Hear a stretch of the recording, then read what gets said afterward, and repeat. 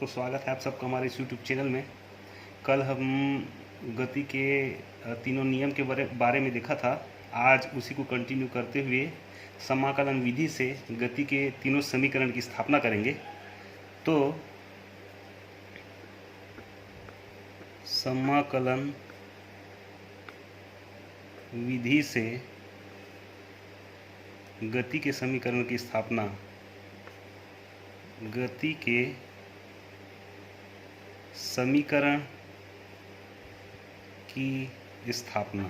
तो देखिए, गति का सबसे पहला समीकरण जो था, तो गति के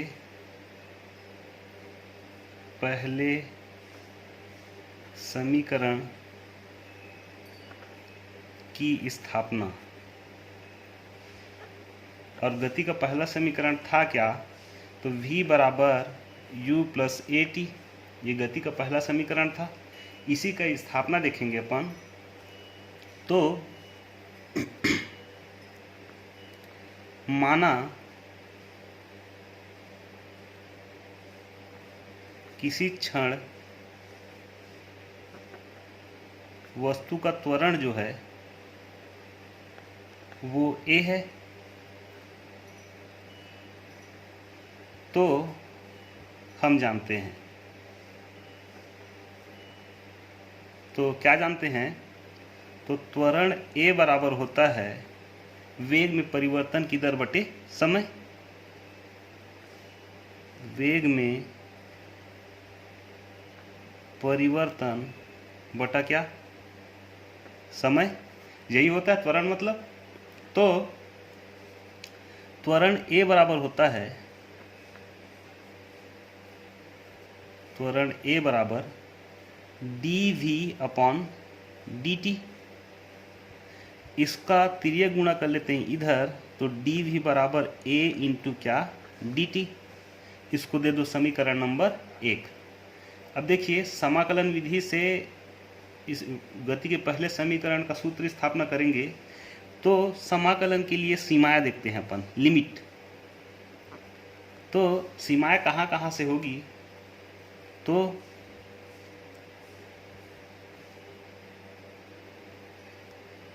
प्रारंभिक समय, जब वस्तु चलना प्रारंभ की थी, तो वस्तु का समय जो था वो शून्य था।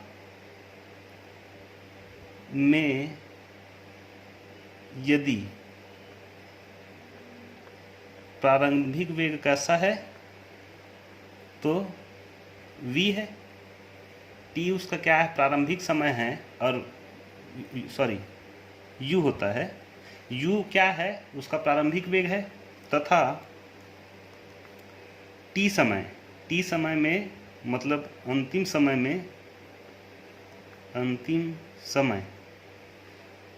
समय क्या था? t था। उसके वेग में परिवर्तन, वेग जो है क्या हो जाता है? v हो जाता है। तो दोनों तरफ समाकलन करते हैं, तो ये समाकलन का चिन्ह जो है ऐसा आता है, d इंटू वी बराबर समाकलन a इंटू डी टी। अब यहाँ वेग के लिए इसकी सीमाएं देखते हैं। तो प्रारंभिक वेग क्या है? u है, और अंतिम वेग क्या है? v है। उसी प्रकार प्रारंभिक वेग t क्या है? शून्य है। अंतिम वेग क्या है? अंतिम समय क्या है? t है। तो यहाँ v के सापेक्ष समाकलन करते हैं, कुछ नहीं रहता, तो यहाँ पे क्या मान लिया जाता है? यहाँ पे 1 है। अब 1 का समाकलन जो होता है v के सापेक्ष, वो होता है v। लोअर लिमिट क्या है? u है। अपर लिमिट क्या है? तो v है। बराबर, देखिए यहाँ t के सापेक्ष a का समाकलन नहीं हो सकता। a कैसी राशि है? अचर राशि। a को बाहर निकाल लेते हैं। अब क्या मान लेते हैं? वहाँ पे कुछ नहीं है, तो 1 है। तो 1 का समाकलन होता है t। उसका जो लिमिट होता है 0 से लेके t तक होता है। अब यहाँ पे upper limit minus lower limit, मतलब एक बार v का मान जो है v रखेंगे, एक बार v का मान क्या रखेंगे, u रखेंगे। उसी प्रकार यहाँ पे एक बार t का मान t रखेंगे, एक बार t का मान क्या रखेंगे, 0 रखेंगे। तो ये v माइनस u बराबर एक बार t रखेंगे, एक बार क्या रखेंगे, t का वैल्यू 0 रखेंगे। तो v माइनस यू बराबर a इंटू टी, ए का गुणा 0 से होगा, 0 हो जाएगा। तो v बराबर u प्लस ए टी। ये क्या है, यही गति का पहला समीकरण है। ये गति का पहला समीकरण है क्या, v बराबर u प्लस ए टी, यही था। अब देखते हैं गति के दूसरे समीकरण की स्थापना। तो दूसरा, गति के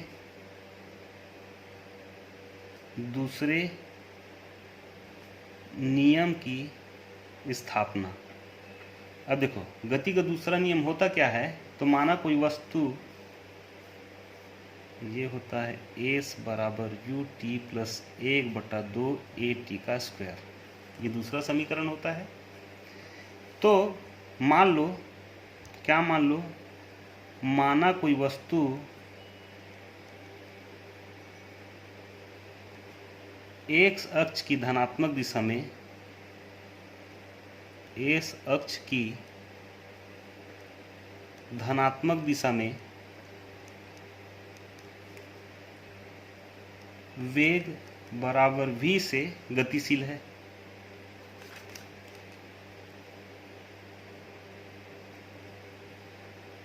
वेग v से गतिशील है तथा उसमें उत्पन्न त्वरण जो है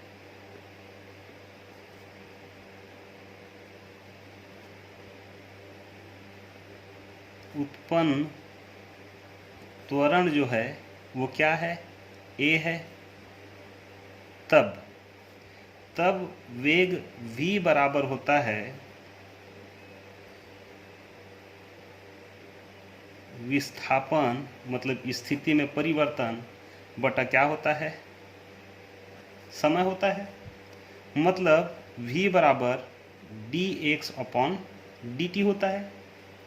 तो इसका तिर्यक गुणा कर देते हैं, तो dx बराबर v इंटू dt, समीकरण 1 ले लो। चूंकि क्या, तो गति के पहले समीकरण से, तो गति का पहला समीकरण क्या है, तो v बराबर u प्लस ए टी है। तो यहाँ पे v बराबर u प्लस ए टी का मान कहाँ रख दो, यहाँ पे समीकरण 1 में रख दो। अतः v का मान जो है कहाँ रखने पर, समीकरण 1 में रखने पर। अब देखो dx बराबर u plus A T into क्या, dt। dt का अंदर में गुणा कर दो, तो dx बराबर u into D T plus A T into D T, ये हो जाएगा। इसको दे दो समीकरण 2। अब इसी को समाकलित करेंगे, तो इसके लिए सीमाएं देखते हैं। क्या क्या चीज़ का जरूरत पड़ेगा हमें, विस्थापन का जरूरत पड़ेगा, स्थिति परिवर्तन का, प्रारंभिक वेग का जरूरत पड़ेगा और समय का जरूरत पड़ेगा। तो माना, तो क्या मान लो, प्रारंभिक समय मतलब t कैसा था, 0 था। तो वस्तु की स्थिति जो थी, वस्तु की स्थिति वो x बराबर परिवर्तन कितना था, 0 था। तथा यदि समय t पर वस्तु की स्थिति में परिवर्तन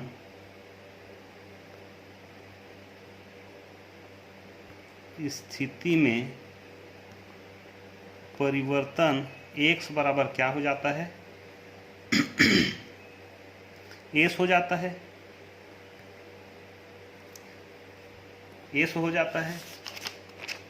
तो समीकरण 2 है। अब समाकलन करते हैं तो इन सीमाओं को समीकरण 2 में रखेंगे अपन। तो समाकलन करते हैं अपन, समाकलन करेंगे तो dx बराबर यहाँ u प्लस यहाँ पे at इंटू डी टी, यही था, x u D T into A T into D T, ये डी टी। तो यहाँ पे इसका सीमा जो था, प्रारंभिक स्थिति में परिवर्तन 0 था, फिर क्या हो गया, एस हो गया। अब यहाँ पे t है, तो प्रारंभिक समय क्या है, t है, अंतिम समय क्या है, 0 है, अंतिम समय क्या है, t है। यहाँ पे भी t के सापेक्ष अवकलन कर रहे हैं, तो प्रारंभिक समय क्या था, 0 था, और अंतिम समय क्या था, t था। अब x के सापेक्ष 1 का अवकलन करेंगे तो क्या आएगा, x आएगा। यहाँ पे सीमा 0 से 1 था। u का t के सापेक्ष समाकलन नहीं होगा तो t अचर पद है वो बाहर हो जाएगा, अंदर क्या बच जाएगा, 1 बच जाएगा। तो क्या आ जाएगा यहाँ पे, t 0 से t तक, a कॉमन हो गया। अब ये t की घात 2 बटे 2 0 से लेके t। अब देखो ये आया कहाँ से, तो फार्मूला है समाकलन का, x की घात n इंटू डी एक्स बराबर होता है x n प्लस 1 अपॉन ये n प्लस 1, ये फार्मूला होता है। तो इतना आ गया, अंतिम सीमा माइनस प्रारंभिक सीमा। एक बार x का मान s रख लिए, एक बार क्या रखेंगे, 0 रखेंगे। अब यहाँ पे u कॉमन निकाल लिए थे, तो t माइनस 0 प्लस एक बार t की घात 2 का मान t रखेंगे, एक बार क्या रखेंगे, 0 रखेंगे। तो यहाँ पे क्या बच गया, s बच गया, यहाँ पे क्या बच गया, ut बच गया, यहाँ पे क्या बच गया, तो हाफ ऑफ at का स्क्वायर बच गया। तो ये है क्या, तो यही जो है, यही गति का दूसरा समीकरण है, ठीक। एस बराबर U T plus 1/2 A T का स्क्वायर। अब तीसरे नंबर में देख लो, गति के तीसरे नियम की स्थापना। अब देखो गति का तीसरा नियम है क्या, तो v का स्क्वायर बराबर u का स्क्वायर प्लस 2as, ये गति का तीसरा समीकरण है। तो मान लो, क्या मान लो, वस्तु का जो त्वरण है,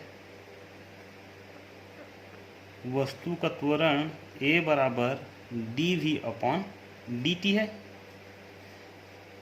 तथा क्या, तो वेग बराबर होता है, वेग v बराबर होता है तो dx अपॉन dt। तो अतः यहाँ अब देखो, यहाँ पे जो है dv का मान दिया है, उसको अपन ऐसा लिख सकते हैं क्या, त्वरण a बराबर dv upon dx into dx upon dt। अगर इन दोनों को कैंसिल कर देंगे तो क्या बचेगा, यही बचेगा, यही बचेगा। तो इसमें ये जो मान है, ये वाला मान वो किसके बराबर हो जाएगा, v के बराबर हो जाएगा। तो a बराबर dv बटे dx इंटू क्या आ जाएगा, v आ जाएगा। अब इसका तिर्यक गुणा कर दो, तो ये a इंटू डी एक्स बराबर v इंटू डी वी, इसको दे दो समीकरण 1। इसी को समाकलित करेंगे तो इसकी सीमाएं निकाल लेते हैं। तो सीमाएं कहाँ से कहाँ तक जाएगी, मान लो किसी वस्तु का प्रारंभिक वेग कैसा है, प्रारंभिक वेग t बराबर 0 हो तो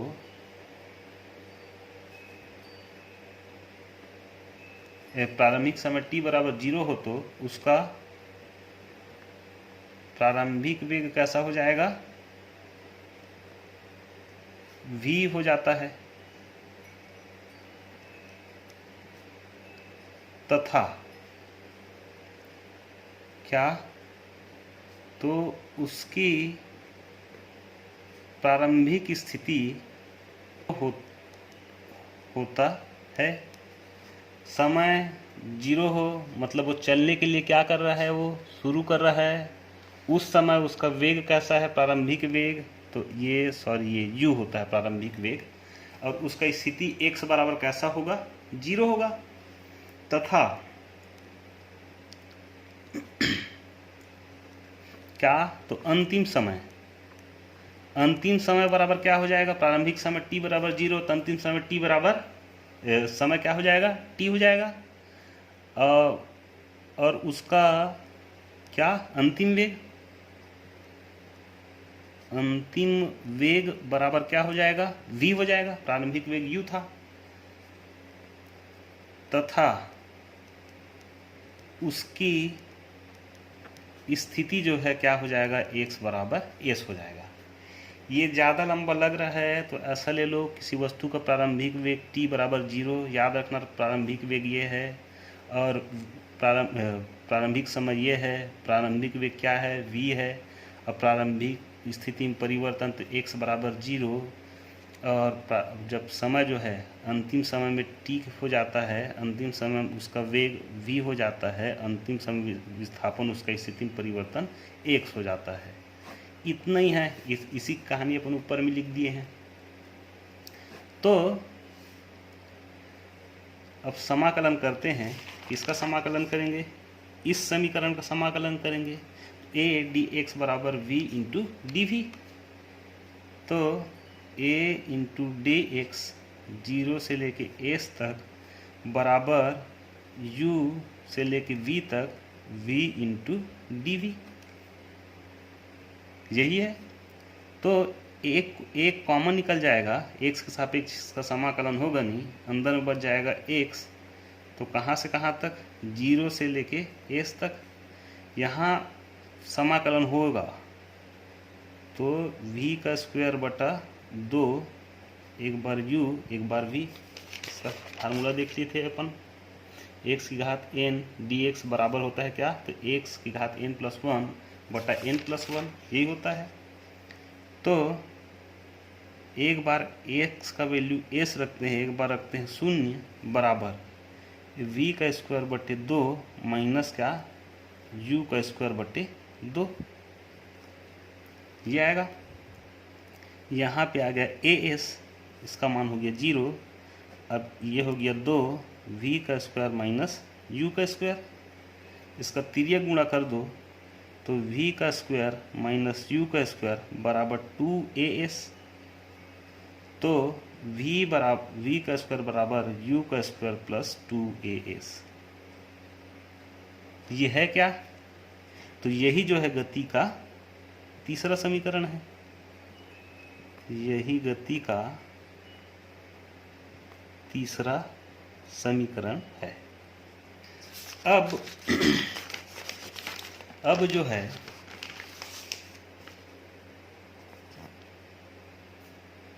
स्थितियां देखेंगे, तो क्या स्थितियां हैं, तो गति के समीकरण से संबंधित कुछ विशेष स्थितियां। अब यहाँ पे स्थिति पहला ले लो, स्थिति नंबर 1, तो क्या है, यदि त्वरण के स्थान पर मंदन हो मतलब क्या है, कैसा हो, वेग कैसा हो, ऋणात्मक हो, तो वेग बोलता हूँ, त्वरण कैसा हो, ऋणात्मक हो। यदि त्वरण के स्थान पर मंदन हो तो क्या हो जाएगा, ए के स्थान पर कैसा आ जाएगा, -a होगा। इसको पढ़ लिए मंदन को अपन आगे पीछे। तो गति का पहला समीकरण कैसा हो जाएगा, v बराबर u प्लस ए टी होता है तो माइनस हो जाएगा, तो v बराबर u माइनस ए टी हो जाएगा। गति का दूसरा समीकरण कैसा होगा, तो s बराबर u T minus 1/2 A T का स्क्वायर हो जाएगा। तीसरा समीकरण हो जाएगा v का स्क्वायर बराबर u का स्क्वायर माइनस 2as। जहाँ जहाँ पे a था वहाँ पे अपन माइनस a ले लिए, तो बीच का जो साइन है वो क्या हो गया, सब माइनस में हो गया। अब देख लो स्थिति नंबर 2। स्थिति 2 क्या है, तो यदि वस्तु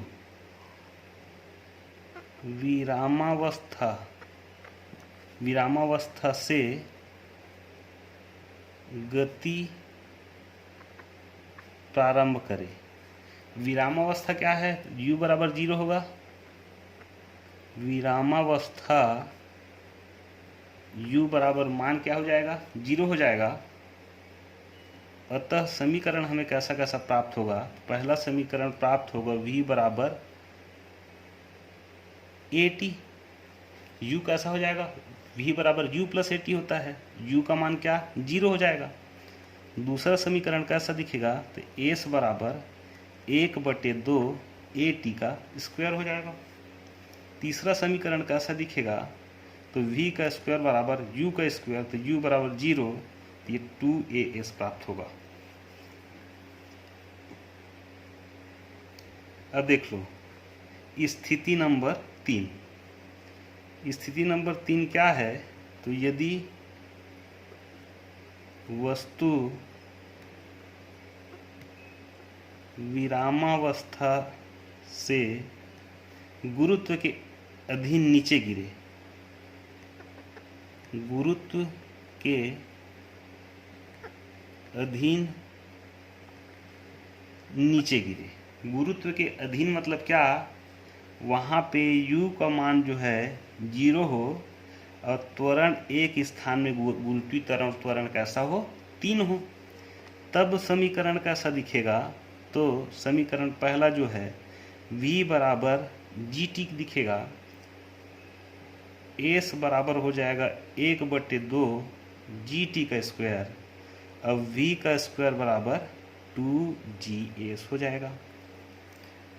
जो समीकरण है उसमें मान रखी गए, ये सब आते जाएगा, बहुत आसान है ये। स्थिति 4 देख लो। स्थिति चौथा क्या है, तो यदि वस्तु को पृथ्वी की सतह से ऊपर की ओर फेंके, यदि वस्तु को पृथ्वी की सतह से ऊपर की ओर फेंके, ऊपर की ओर फेंक रहे हैं, तो वहाँ गुरुत्वीय जो त्वरण का मान कैसा होगा, -g के बराबर होगा। तो समीकरण कैसा दिखेगा, v बराबर -g दिखेगा, जी टी। भाई v बराबर u प्लस ए टी, तो यहाँ पे u बराबर कैसा है, 0 हो जाएगा। और प्रारंभिक वेग क्या है, जब फेंकना शुरू किए थे उसको तो u बराबर 0 था। जब ऊपर जाने लग गई तो गुरुत्वीय त्वरण का विपरीत मतलब माइनस लगने लग गया। जैसे ही नीचे गिरता तो प्लस में गुरुत्वीय त्वरण लगता। दूसरा s बराबर -1/2 जी टी हो जाएगा। तीसरा v का स्क्वायर बराबर -2gs हो जाएगा। तो ये 4 स्थितियां हैं। सबसे पहला जो स्थिति था उसमें अपन मंदन के लिए a बराबर -a। दूसरी स्थिति में अपन जो प्रारंभिक वेग u बराबर क्या ले लिए, 0 ले लिए।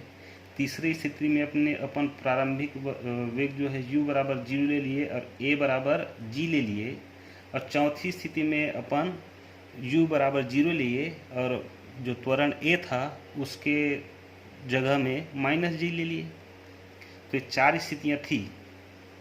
अब आगे देखते हैं एक समान त्वरित गति में, एक समान त्वरित गति में टीमवे समय में चली गई दूरी।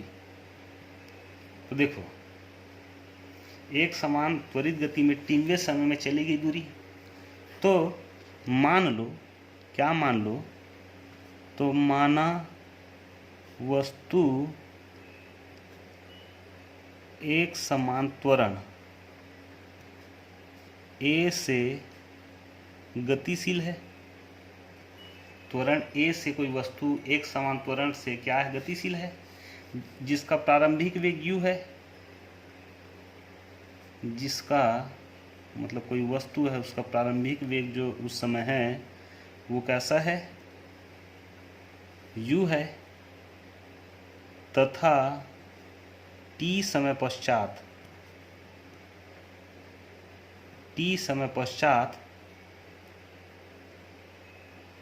वस्तु, अच्छा हाँ, u था तो t समय पश्चात वस्तु का वेग कैसा हो जाएगा, वस्तु का वेग v हो जाता है।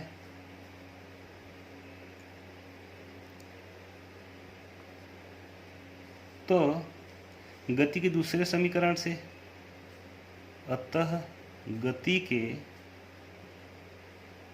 दूसरे समीकरण से, अब देखो दूसरा समीकरण गति का है क्या, तो s बराबर u t plus 1/2 a t का स्क्वायर, यही गति का पहले समीकरण है।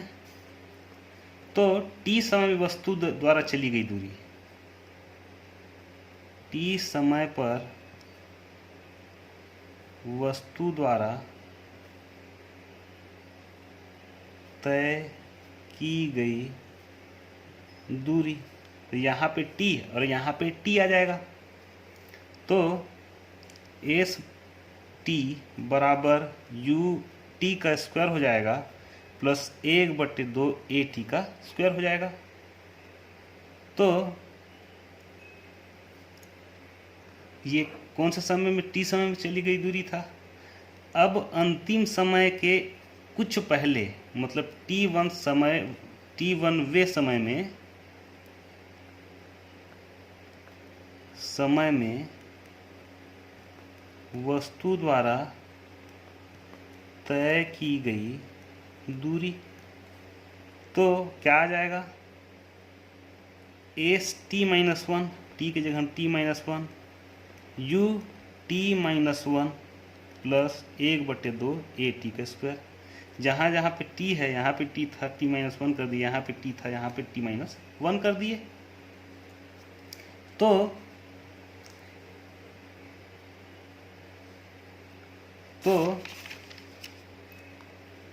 टीमवे सेकेंड में चली गई दूरी, अतः टीवे समय में चली गई दूरी। तो टीमवे समय में चली गई दूरी तो क्या मानते हैं, एस टी। अब ये समीकरण ये है, इसको घटा देते हैं किससे, ये जो समीकरण इसको किससे घटा देते हैं, इससे घटा देते हैं। तो एस टी माइनस -1 ये हो जाएगा। मतलब टीमवे समय में निकालेंगे तो इसको घटा दिए किससे, इससे घटा दिए, इसको इससे घटा दिए, ये एक पक्ष हो गया। दूसरा पक्ष क्या बच जाएगा हमारे पास, इसका दूसरा पक्ष जो है तो U T plus 1/2 A T का स्क्वायर था। और t-1वें समय में, 1वें समय में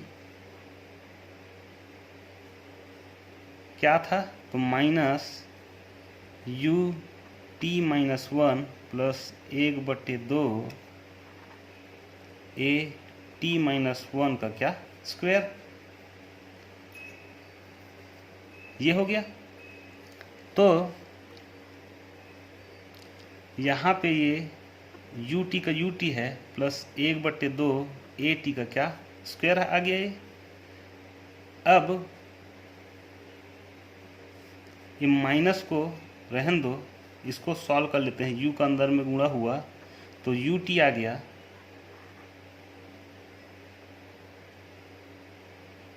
माइनस ये आ गया यू प्लस 1/2 ए। अब यहाँ पे आता है a प्लस बी का होल स्क्वायर बराबर a का स्क्वायर माइनस a का स्क्वायर प्लस b का स्क्वायर माइनस 2ab आता है। तो यहाँ पे t का स्क्वायर, ये t का स्क्वायर, बीच में प्लस का चिन्ह, 1/2 b का स्क्वायर तो -1 का स्क्वायर, तो क्या आ जाएगा, a आ जाएगा, माइनस तो माइनस क्या बच जाएगा, ए टी बच जाएगा, 2 और ये 2 कैंसिल हो जाएगा, ए और टी बच जाएगा। तो अब ये ब्रैकेट खोल दो, तो ब्रैकेट खोलोगे तो U T plus 1/2 A T का स्क्वायर, ये माइनस हो गया यू टी, ये प्लस हो गया यू, ये माइनस हो गया 1/2 ए टी का स्क्वायर, ये माइनस हो गया 1/2 ए और ये प्लस हो गया क्या, ए टी। क्या क्या कट रहा है, तो ये यू टी से यू टी कट रहा है, 1/2 ए टी के स्क्वायर से 1/2 ए टी का स्क्वायर कट रहा है। तो क्या बच जा रहा है हमारे पास, u माइनस 1/2 ए प्लस ये ए टी बच जा रहा है यहाँ पे। अब यहाँ पे थोड़ा सॉल्व कर लेते हैं, u plus A T minus 1/2 ए आ गया। अब जो है इन दोनों में से a को कॉमन निकाल लेते हैं, तो u प्लस ए, यहाँ पे क्या आ जाएगा, तो यहाँ पे कुछ है ही नहीं है तो 2 का गुणा आ जाएगा 2t, माइनस क्या आ जाएगा, यहाँ पे इतना बाहर हो गया तो क्या बच जाएगा, 1 बच जाएगा। अब ये किसके बराबर था, एस टी के बराबर था। तो ये जो है समीकरण 4, ये 3वें सेकंड में किसी वस्तु द्वारा चली गई दूरी थी। तो आज के लिए बस इतना ही, बहुत बहुत धन्यवाद।